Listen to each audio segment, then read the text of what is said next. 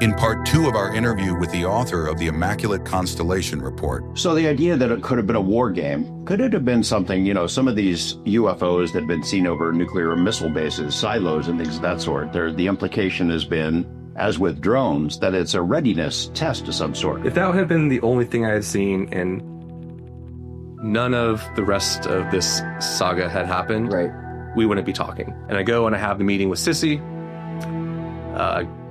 give them the paper, including the various compartments and programs that they could themselves look into to access the same information that I saw, which is ridiculous that Congress has no access to. When I was in USDI, I read the transcripts of Sean Kirkpatrick briefing Senator Rubio, Senator Warren, and Senator Gillibrand on the results of his investigation in his congressionally tasked Arrow report. And those transcripts, which were supposed to be open kimono, here's the truth, Mr. Senator, Mr. Senator, Sean Kirkpatrick absolutely distorted. Saying what? What did he say that was a lie?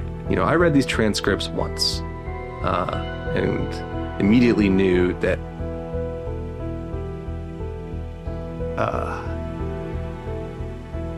Veiled threat? No, I knew that I was now something else. I had inside knowledge into the deception of our government by elements of our intelligence community.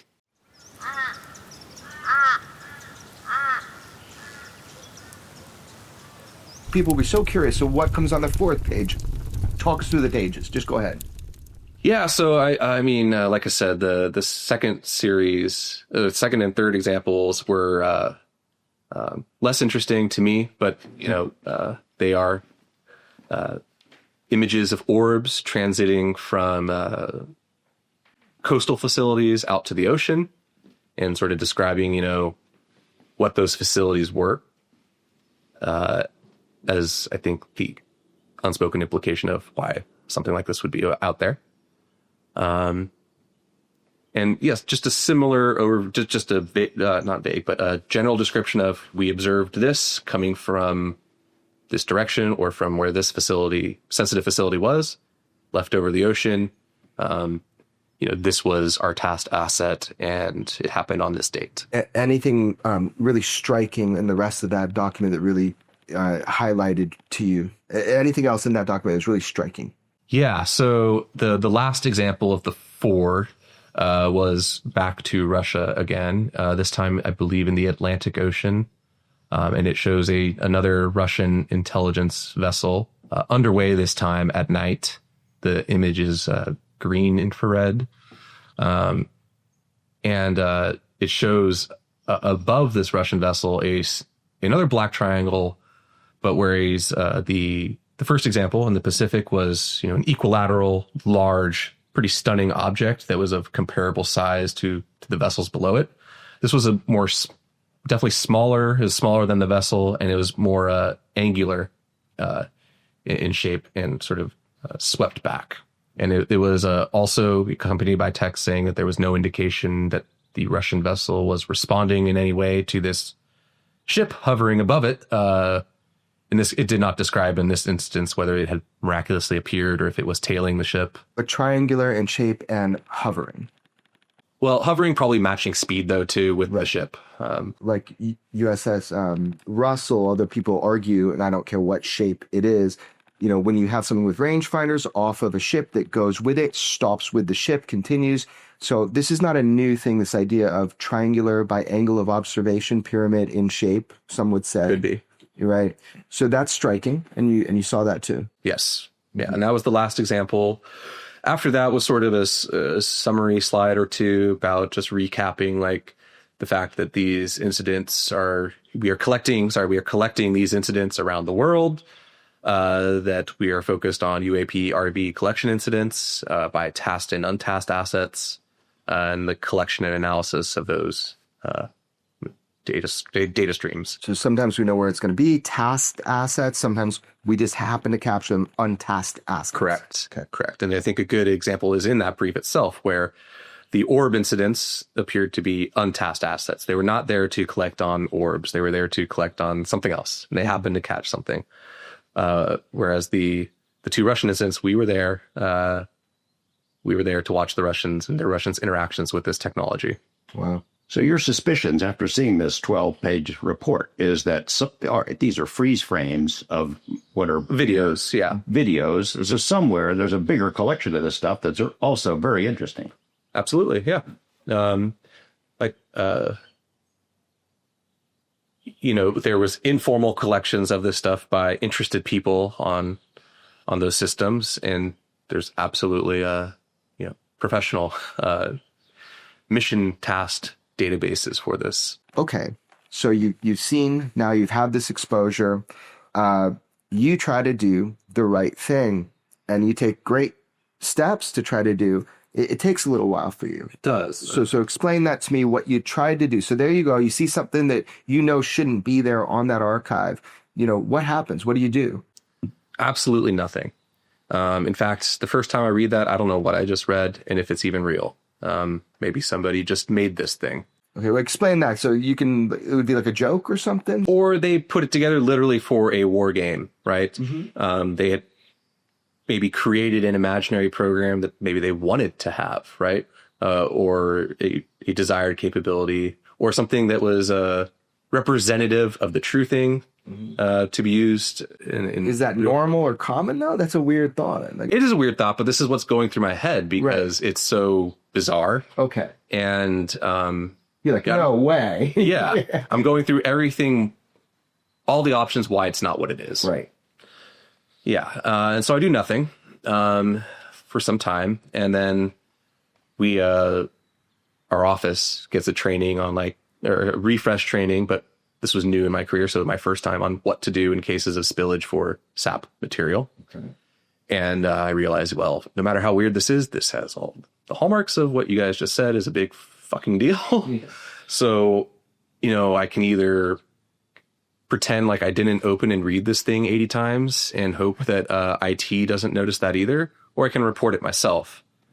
So I did that, or I tried to do that. You tried to report it. You read it a bunch because it's fascinating, and then you try to report it. So what does that look like when you try to report that? What'd you do? So the first time I went just quietly to my immediate supervisor, a retired Army colonel. So you go to your supervisor, superior. Mm-hmm. What? I gotta say, hey, I gotta show you something in our closet. Our whole office is a skiff, but inside the skiff is another tiny skiff. Mm-hmm. And I think we have like a spillage thing, and so I need to show it to you because this is apparently what we're supposed to do: show it to your boss, and then follow the reporting chain. And you sign a paper, and that's how it's supposed to be handled, all by the books. And they just trained you on it, and you're like, okay, here's what I'm supposed to do. Right, exactly. So I try to follow that while also being quiet about it. Take him in, and he's like, okay, so show me what you found. I pull up that slide, and the first slide, just because it's so generic, gets no reaction. But then going to maybe the second slide, or even the third slide, he's just like, okay, stop. Did you read this? And I don't answer, but I just look him in the eye, and I look at the screen, and I'm like, of course I read this. That's how you know it exists. And he definitely picked up on that, and the conversation ended with him saying, delete it, and he left the room, and we never spoke of it again. He's cutting you some slack there, in essence. Without me knowing, yes. Yeah, you didn't read it, so you're not in any trouble. That's ended here. Delete it. And also, as I came to learn, certain material you get exposed to, and you're kind of marked for life that happened, and it's probably not good for your career at a minimum. We've seen other whistleblower friends of ours have experiences like that. They're marked. Yeah. Didn't realize that at the time. So that happened. I sit on that for a few days. Didn't sit right with me because I'm still thinking well, that's not what we're supposed to do. I could do that. But supposedly everything we do on those systems, every click, every keystroke is monitored. So I need to self-preservation.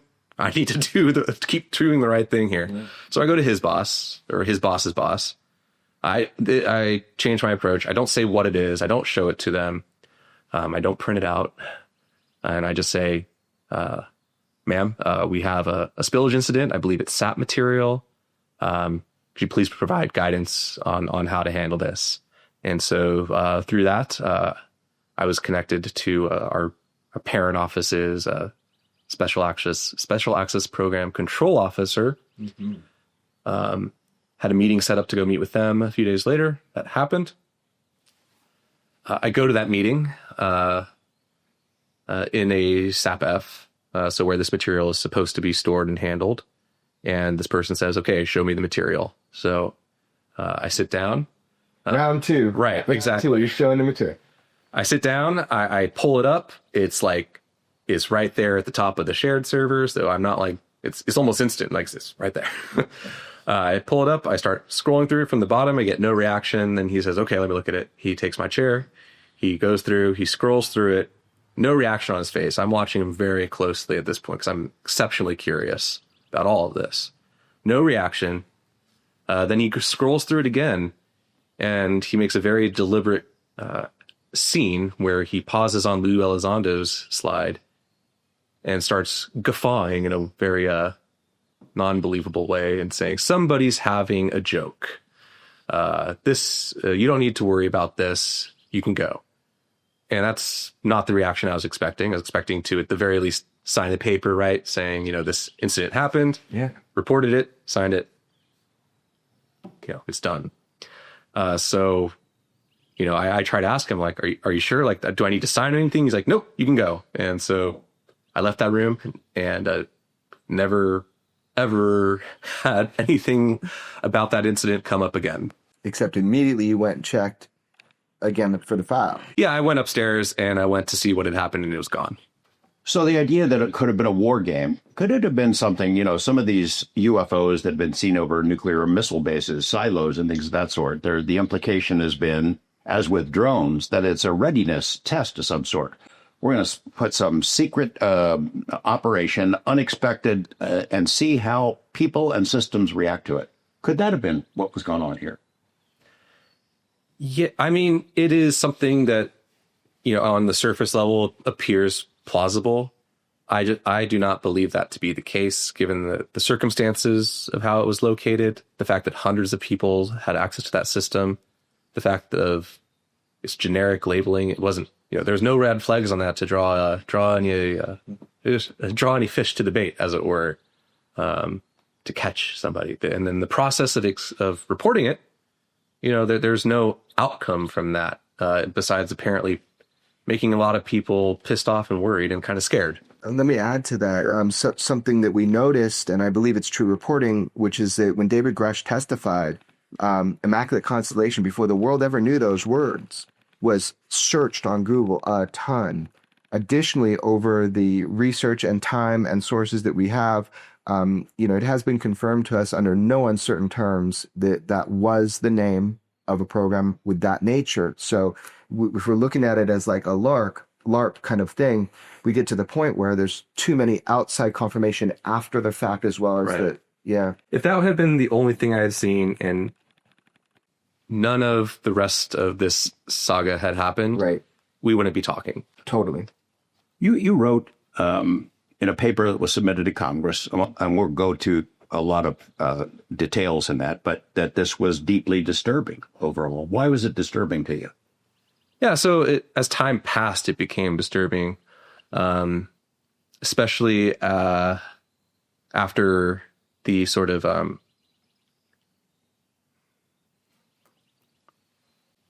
the process of Grush coming forward left a wake on the inside too. People were tracking that who weren't even involved, but were able to see sort of the distortions on the inside. Distortions of truth. Exactly. But also, bureaucracies and offices behaving weirdly around this subject, and sort of the movements for reaching out to Congress to get legislation drafted that eventually became that Intelligence Authorization Act and that first NDAA where they provided whistleblower protections. I think that was one of the moments that really started to convince me that this was not under our government's control. That's a core of why we're talking today. Yes. What do you mean? Just on an emotional level and blunt analysis, why the hell is Congress passing a law asking for UFO insiders from the intelligence and military community to come talk to them directly under amnesty about something that doesn't exist, isn't an issue? And if it does exist and is an issue, but it's secret, apparently our most sensitive congressional committees are not briefed on this. Yeah, I find it at the core disturbing you having Arrow even ask for whistleblowers to come forward to them, having Congress asking for whistleblowers to come under amnesty to come to them. Yeah, something's rotten with that. And then also at the same time seeing the sort of UAP task force and its slow death on the inside, and the death of the sort of open exchange of ideas and problem solving going on was another data point that pointed to something rotten.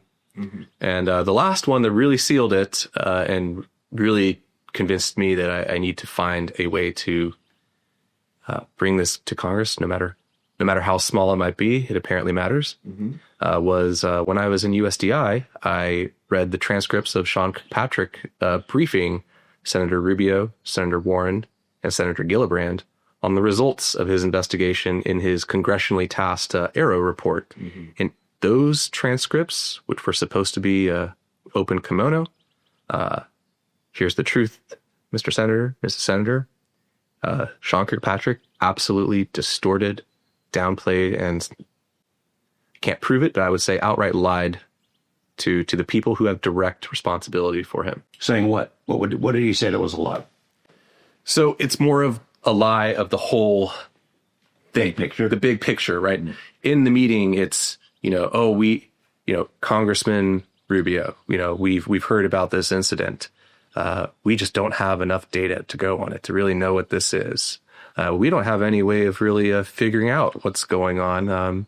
It could just be an anomaly. In fact, it's most likely an anomaly. So starting with an acknowledgement that, here, you have some data, but we have the insight and the scientific expertise to make you feel at ease. Nothing to see here, folks. Move along. Exactly. Although there was also political discussion involved and historic discussion. And, I read these transcripts once and immediately knew that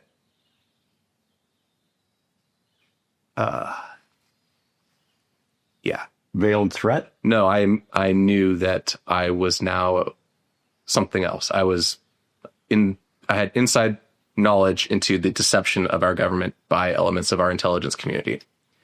My blood ran cold at a specific point in that transcript where Mr. Rubio is discussing the legacy program. This was a subject of direct discussion with Sean Kirkpatrick in these meetings. And based on Mr. Kirkpatrick's replies about as vague as they were, but unable to escape the truth of the legacy program, Mr. Rubio's response was, well, what the hell is the executive branch doing? Have they been running this for 60 years without congressional oversight? I might be paraphrasing a little, but that's near enough verbatim. And I saw that line, and I basically closed that file and had a pretty sleepless night.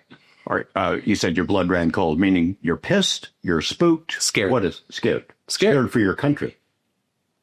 I just think in general, it's like I don't know, there was nothing associated. It was just like immediate, oh, fuck. Good response. Yeah. I mean, you now know this is real. This is a cover-up. They are lying about this stuff. Yeah, at that point, I definitely knew the phenomenon was absolutely real. I knew we were tracking it. I knew we had lots of resources on it for some time. But getting to that final step in the ladder and seeing and the cover-up is real, and it's inside the house. Give us a sense of, you read one document that said Immaculate Constellation and it had some images with it. What additional information did you come across that reinforced your belief that there is a big surveillance program collecting this stuff? Well, I mean, one is just the fact of its existence, right? In the brief, it's talking about the general mission. It's giving examples, but it's clearly talking about a collection mission. And then there's programs that have since become public. The most relevant one in this case is the NRO Sentient program that kind of, at least in the open source way, demonstrates how you don't need a massive workforce to do this anymore. You don't need buildings without windows for acres to have people taking this information and sanitizing it, making it sure it gets to the right people without the wrong things in it. And that's just on the inside. Right. Like you don't also need exposure to a bunch of human beings with individual egos and identities. To be clear, there's kind of AI siphoning off of data and information to keep it compartmentalized without spying of human eyes, even within our intelligence agencies, if I'm understanding it. Yeah, it's a bit of a Janus, a two-faced god. It takes things in one end and makes sure you hear what you need to hear out the other. Right. And you suspect that UAP, when that data is collected and brought in and ingested, that there is a whitewashing, or not whitewashing of it, there is a clarifying of that stuff to make sure the general people in the intelligence community don't see it. Absolutely. And that's a long-standing practice for, especially for imagery intelligence. Just nothing about UFOs. Back in the Cold War days, if something, a facility or an aerospace platform was seen that, was collected, there would be there'd be a full version, right, for those who needed it. But if you just needed to see the facility, but maybe not the plane, those would be manually excised.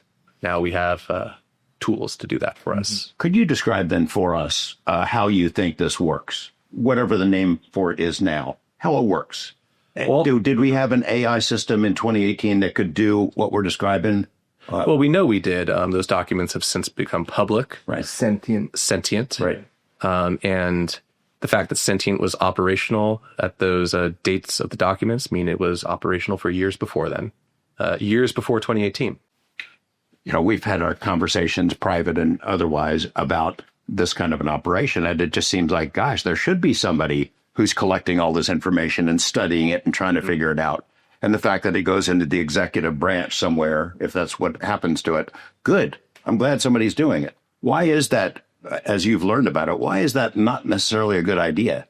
Is it because it's not maybe really within the executive branch, that it's an entity unto itself? Why it may not be a good idea to censor our intelligence products that are circulated within our cleared community to our service members that are on the front lines every day is because you are blinding them to their environment. You are opening them to threats. You're exposing them to risks. And you are essentially inhibiting the pursuit of national security objectives by doing so. There's a reason you guys have talked to so many whistleblowers from the military who see these things. That's partially because they're reporting it, they feel endangered by it, and nothing is being done, and no answers are being given. And they are, in some cases, suffering legitimate injuries. These images that would pop up here and there on some system, on some platform, this AI program that was once called Immaculate Constellation, it would grab them, take them away, and then they're gone from those platforms, those places. So like CIA or something. Yeah, I believe where it could, the data was ingested essentially in a stovepipe, right? It's locked off. It goes into the black box, and then a product comes out for what you're cleared to see and what you have a need to know to see. Wouldn't somebody say, hey, where's my image that I recorded? And then where'd it go? Yeah, there's a lot of people who have had incidents like that. We also have to remember there's a lot of surveillance and reconnaissance platforms. Not all of these are controlled by military or national intelligence. And I believe a lot of what was, circulated for some time among the community was people at combatant commands or with operational units. They had their own platforms, essentially. They control that data to a large degree, and they were able to decide that it goes on JWICs, not into the black box. Right. So I've heard this over and over and over, that there are these pipelines of communication, let's say overseas to CENTCOM, but there's a squeezing point, there's a narrowing point where stuff doesn't get where it's intended to get, and that's been a problem operationally, especially when it comes to UAP stuff. People have tried to track and follow what they've submitted, and it didn't get where it needed to. It's been siphoned off. To be clear, Immaculate Constellation is not an AI scrubbing program. Just, so our audience understands that. We've described what Immaculate Constellation is, but that is an element we suspect from the literature and knowledge of what is public, that there is that capability to scrub instead of like airbrushing out UFOs from NASA or something. And part of the way of knowing what this is knowing who, in the DoD at least, has primary responsibility over SAPs. OSD policy really only has control over operational SAPs and logistical SAPs. Then you will have OSD research and engineering and acquisition sustainment. They will have your science and technology SAPs. That they are the people who they're the gatekeepers for that world. And then you'll have your intelligence, or USDI in this case, their SAPs and CAPs, and those are intelligence SAPs. They are the primary keepers of that. So the implication there is that, if OSD policy is being briefed on that, Immaculate Constellation is a parent SAP, not for a specific platform, but for a mission.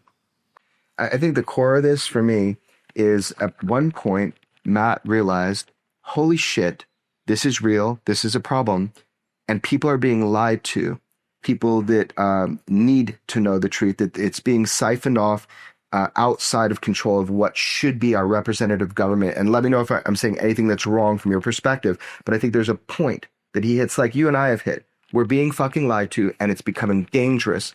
Your first sentence in the report that we fought to get on congressional record, we'll get into that. We fought for that together. This document is a result of a multi-year internal investigation into the subject of unidentified anomalous phenomena.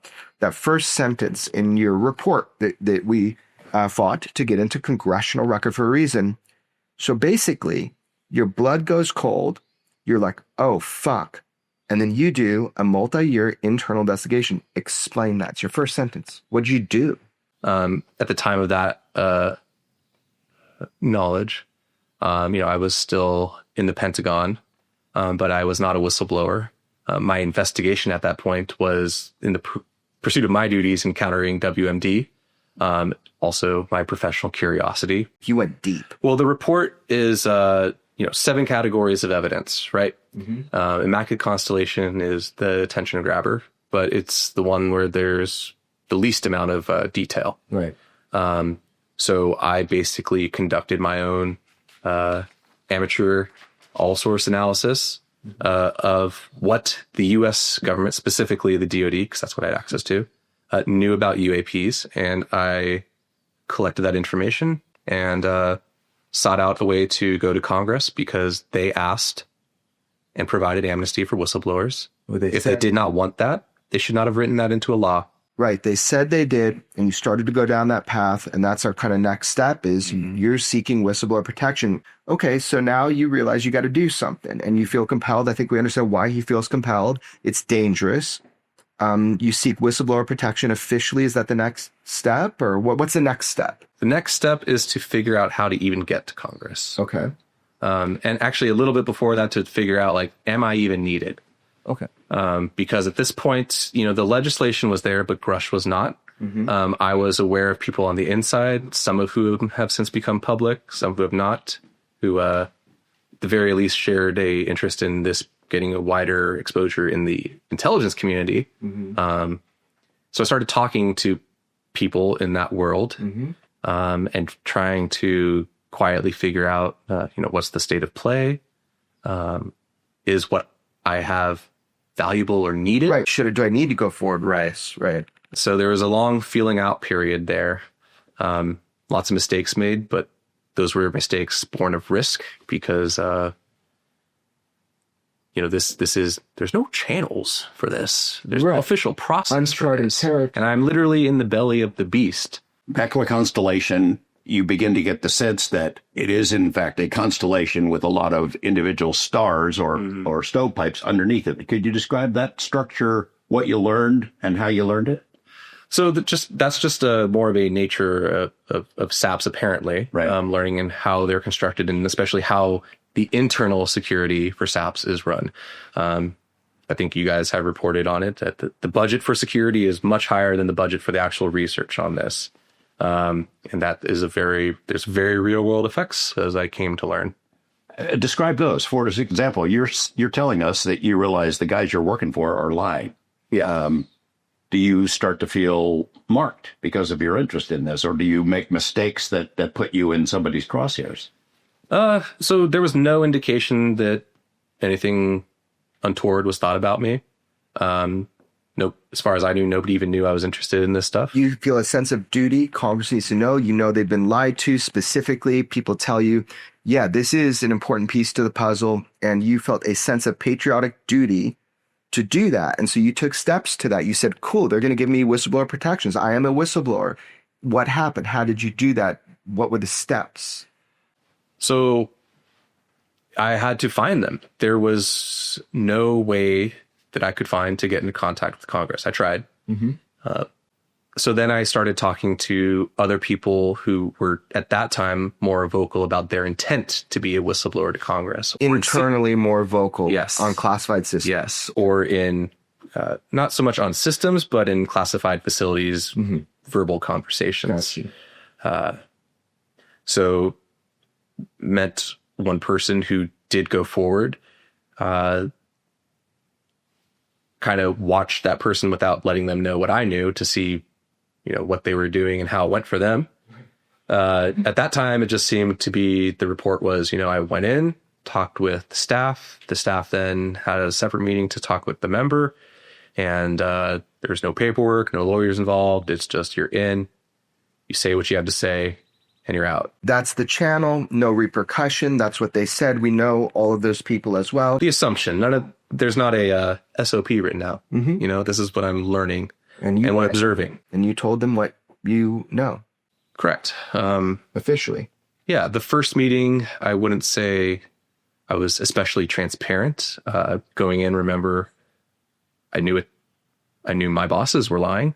I'm talking to a permanent member of the Senate staff, not a member, an elected representative. I don't know what their agenda could have been is. bait. You would be careful. It could have been bait. So I shared, the attention grabber, the IMCON story, and slowly worked my way around those other categories of evidence, but left it at I got more to say, but we should probably, do you want me to say more? What comes next? So that meeting was had. I spoke to that person in the SCIF in the Hart Senate office building. I signed my name on the log, my true name on the logbook on August 17th. We've been into that SCIF. George signed that log as well. So unless that page goes missing, it's there. Yep. You got balls like church bells, man. I mean, going in there and doing this uncharted territory, you're just trying to do the right thing. I can kind of feel it. That that's a difficult thing, and you did it, and you went in. Yeah, I don't know who to trust then either. Right. So what happens next is I'm told, okay, so we're going to set you up. To be clear, I spoke to a staff member from SISI. I was told that next you will speak to a staff member from SASC, and then we will have a meeting with both SASC and SISI with the elected members of Congress there and the two people and the staffers that I spoke to. That's what was supposed to happen. Right. So I feel a little better leaving this meeting, actually. The person I interacted with seemed very genuine, took my concerns for safety very seriously, and perhaps oddly, but it was somewhat comforting, seemed to know more than me. Because at that point, I hadn't really met anyone who at least willingly was going to answer questions and seemed like they knew even a degree of what I knew at the time. So yeah, I felt like, okay, we're on track. There's a process here. Congress actually is getting this under control. I'll have these meetings and it's, I get a handshake, maybe a nice little thank you. And I feel like I did my duty and I can get back to my career. They're asking you to come forward and you do it. So none of those meetings ever happen. Weeks go by, I reach out. Hey, is this going on? I told you I had more. I want to give that more to you so I don't have it. When can we meet? Got the runaround. And then eventually the blunt reply, you either send me what you have in writing here on this non-official channel or, you don't. And we don't need it. So I sent that extra information. And then for many months, I thought, I'm done. It's disillusioning, isn't it? That the Congress has made a show of this. Hey, we want the information. We're going to pass this legislation, protect whistleblowers. Come on in, tell us this stuff. And then the channels really don't work. I came to be disillusioned. At the time, I just I came to believe like, okay, I had something that was of minor importance. I'm just really not important enough to talk to anymore. So you're the little guy. Shut up. We don't need you anymore. Or also just move on. Just the fear, right? The fear that you're trying to do the right thing, the sensitive topic. People are lying. Who do you trust? And all of a sudden, you do what they say. There's got to be fear there. Like, oh shit, should I have opened my mouth? Yeah. But I think at that point, though, it was mostly hurt. I still thought like, I guess I'm too small, but too small. And I guess you guys got this already. When I talked, to be clear, David Grush had just spoken the month before or right before then. I was clear like, hey, this meeting's been in the work for months. I saw David Grush's testimony. I don't even know if you need what I have anymore. Right. This guy seems to have it all. But yeah, they still wanted to talk. Right. did there come a time then when you start physically meeting with other people who are sort of like whistleblowers, or at least making sounds like whistleblowers? Yeah. So that came about. The person who connected me to Congress started trying to make a network of people in the IC and the military. For what ends, it was kind of vague, but it was more of at least a community of interest, maybe looking towards like a group of current and former national security employees that can, be a resource to that Congress can call on to either speak or just to make a statement, Legit, getting organized. Yeah, you got to be thinking, well, look, I'm going to go hear from some other people, see what their experience has been like. Maybe I'm not doing this right, and there's another way to do it. Well, I mean, at that point, I had accepted that, they didn't need my information. I didn't feel like there was anything left to do. Now I'm back at, well, I just want to know what's going on. These are the people like me, sort of. Did you have to tell your bosses, hey, I'm under whistleblower protection, allegedly. I went and whistleblew. Did you have to tell your bosses at your normal job? No, I did not tell my bosses. At this point in time, I was at the Department of State when I was a whistleblower, to be very clear. I was a whistleblower I was a Department of State employee when I reached out to Congress, and I was a Department of State employee when I spoke to Congress. So I get another job with an FFRDC. I was going to work at DAHQ doing nuclear force planning. Pretty cool job. Yeah. And then last minute, a job posting goes up from the Department of State, and I'm told about it. I kind of knew some of the people at the State Department program. So that was a bit of a draw. If I feel like I need some protection, this could work out well in the long term. So at the time, it was kind of self-interest there. Whereas if I need to, cover my ass and write something, and have it not be redacted, this is a good place to do it. That's pre-planning, right? And that comes from a sense of a worry, a sense of fear in a way. Like, you have to protect yourself. State Department's a good place. You're already thinking ahead. You're not doing pre-pub so you can write a book or be in a movie. You're doing pre-pub to protect your ass. You got a new job at the State Department. You have in the back of your mind, look, if I decide to take it a step further, this is a good place to do that. Right. What's your job at State Department, and did you like it? Yeah, so my job was on paper sort of similar to what I had done at the Pentagon, working in countering WMD. It's a cool job. Why was it cool? So the State Department one was mainly the draw. I mean, is to travel, and is to travel to countries that I wanted to, in my case in Europe. You're interacting with universities, industry groups, government sort of associations. Much more slower speed, much less dark and grim and in the real world, as it were. Was there ever a period where you're thinking, maybe I'm just leaving this UAP stuff behind me? And No. You were hooked. You were done. Well, I mean, the subject matter, obviously, and then knowing what I knew about the situation in government, I don't think it's something that, you have that level of knowledge that you can leave behind. Morally, you couldn't. Yeah, morally, also it's still to this day is endlessly fascinating. Right. Mm-hmm. But my job would have nothing to do with that. Yeah. And I it felt like at this point, again, I had not gone to Congress, but I had met people who either were going to or had. Felt like, somebody's handled, people more senior than me who have connections and know what they're talking about, or they got this, so I can rest easy. Let it go. At what point did you read the transcripts of Sean Kirkpatrick speaking to the senators? Was that at the State Department? No, that was at USDI. Okay. I'm just trying to figure out at what point you decided, all right, I tried to go to Congress. Obviously, you knew that Arrow wasn't the way to go. So you had to make a decision at some point. Oh, yes. I'm going to take some action some way. Yeah, so the NDAA language comes out.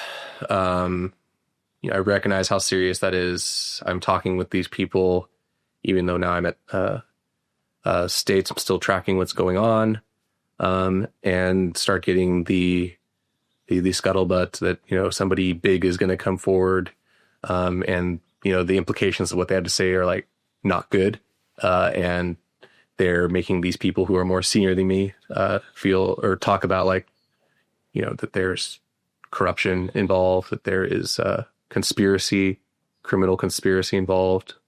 Nothing is being whispered, but things start to feel like, oh, maybe this isn't so just a Cold War black program that was allowed to go on for too long, and now it's just coming in from the cold, all nice and cute, like something much darker. Right. You see people like Dave Grush come forward and get slimed. That there are other whistleblowers who have come forward bits and pieces. You have to realize at some point there's a lot of risk in taking action. Yeah, I mean, I went forwards in such close proximity to Grush that I didn't have. At that time, I hadn't observed, the blowback. It looked like from the outside that, he had some friction on his way there, but looked like he got to Congress, was saying the right things, and Congress was going to do something about it. There was momentum. There was momentum. And, at that time, I was already in talks to go talk to Congress. Just at that point, not so much out of fear and desperation, just as like, they're asking for people. It seems like they need it. Right. No matter how small, it seems like it's important. And this person told me it was important. This person I met with one-on-one. I told them about this USAP, which at the time, still to myself, I was like, I don't know if it's real or not. Mm-hmm. You say you've been to Congress and you know these things firsthand. Like, is this it? He said it was. Mm-hmm. And yeah, so have those interactions that we've already been over. Where do things start going for me? What's the phrase here? More serious. Mm-hmm. Is after Congress, after speaking to Congress as a whistleblower, I continued to interact with this person who was trying, or at least they told me they were trying to start a fund for whistleblowers to help get people out of the legacy program who wanted to speak but couldn't because they were both afraid for their life and their livelihood. Mm-hmm. And I thought, well, there's something I can help with. Good at writing paper. We'll make this organization. I can contribute there. And so the honeymoon phase of, I spoke my piece, and now it looks like I'm helping the good guys and things aren't that serious, continues after August of 2023. The result of Grush and all that, we get the UAP Disclosure Act, or the attempt to do it. Mm-hmm. And so I think when that failed, was the first blow to that hope that, things would be handled constitutionally. Mm-hmm. Is there a point at which you see, let's call it the whistleblower community, a fairly small group of people who have different stories, that you become disillusioned with them and with their media contacts who are being fed bits and pieces of information? Now, yes, then no. There also wasn't as much media penetration or connection, whatever you want to term it, in those circles, at least that I was, a part of. In those days, did you consider going to no? No, I had no outreach, no connections to media, and I was not pursuing connections to media at all. And, to be fair, you're kind of navigating all of this stuff. You're seeking advice from people, trying to figure out, what do I do? And you're a smart guy, and you look at the world and you start reaching out to a couple people, or they're being introduced to you, like myself, and you're kind of feeling it out too. Like, what is the best path forward here? Yeah. That's So sort of what happens next is the UAP DA fails. And before that, we get word it's going to fail. right. And this person tells me that Congress needs people to start fires Right. to try to save the UAP DA. I ask him, are you serious? Is Congress has told you to ask people to make some noise Yeah. and try to save this thing? That person told me yes. And so then I started trying to find some media personalities who could potentially be trusted. One of my next steps, which was, well, now I got to get something cleared. But then set back in a different way, which was, well, shit, we still have all these people apparently who are in danger. There's no help from the government. There's no help from Congress. There's no help from Arrow. There's no help from people who say they care about humanity, but their actions don't bear that out. So back to square one. And for me, square one is going back and re-engaging with Congress. So I reach out in that, I guess this would be winter of 24, 23, around there, back to my sissy connection. And that person I learned had since moved on, and he connected me to the current current staff member for Sissy who's handled this. Arranged a meeting in a few months because I told them, hey, I'm going to just, first of all, I asked like, hey, did you get any of my testimony? The answer was no, or at least that was the claimed answer. So I said, well, did you get any notes? Like, I know he took notes. Did you get notes of what I said? Nah.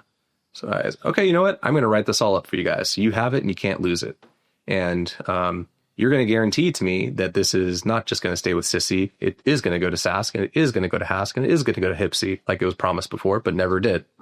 Those acronyms meaning for the Senate Committees and the House committees that would deal with these classified, sensitive stuff. You're like, fuck this.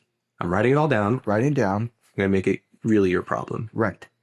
And you gave me amnesty. Right. You want this? I'm giving it to you. Right. So I spend some weeks laboriously typing this out. Hidden drives on encrypted drives using open source software, only opening it when I know I'm not connected to anything on a new device. Not a very fun drafting process. Right. And that's just the technical aspects of trying to be secure about it. At this point, and I'm definitely under no illusions that the U.S. government in some capacity knows about me. I'm mainly concerned about foreign intelligence and their possibility of collecting on me. I'm in D.C., spy capital of the world. I was very concerned about that and wanted to do even the writing of this the correct way. So during that time, draft this. I observe what's going on, continues to go on. The final death of UAP Disclosure Act 1 and the attempt to get the second one, which is totally watered down and not even worth our time to consider. And I go and I have the meeting with Sissy, give them the paper.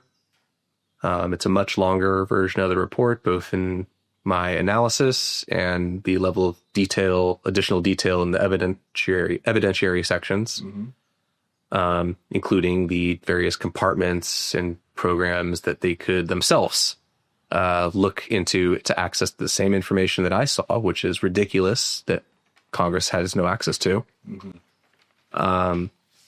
Gave all that to them. Then really had to press to even get to speak to Sask.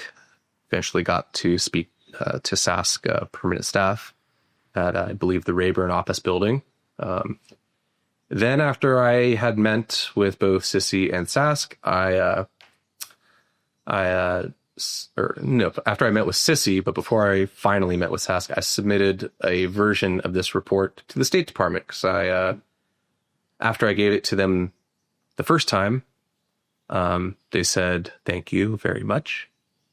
And then never heard again. Didn't even I mean, they're They asking know for what's you. going on. They're asking for you to come in. They're asking for this, and you're So I having decided to kick open doors. Right Exactly. now. Yeah. Please take this. Exactly.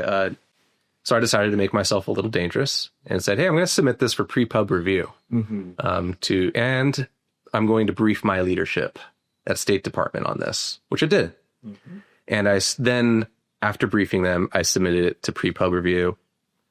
And at the State Department, met with Sask, provided a copy of the full report. And at that time, the cleared one, before that ever reached any media sources, so that they knew what the media would see before anyone else, doing what I thought was only fair. You're our leaders.